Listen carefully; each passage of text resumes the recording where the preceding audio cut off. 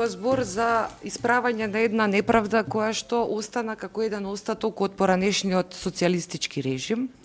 Верските заедници во едномието во поранешната федерација немаа еднаков статус, ниту беа третирани со еднакви можности како другите образовни институции и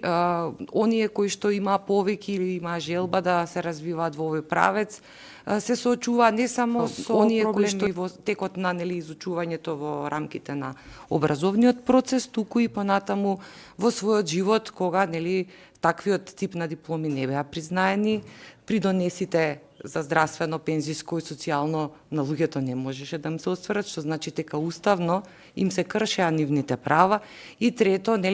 тука имаме допир со неколку уставни начала кои што зборуваат за равноправност и еднаквост на сите во државата и од таа причина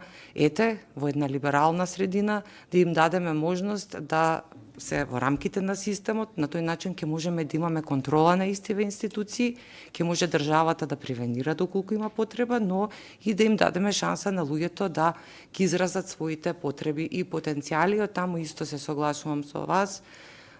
Го поздравувам донесувањето, има одредени технички работи кои што ние затоа сме тука коректив законодавен дом, ќе ги средиме во текот на процедурата и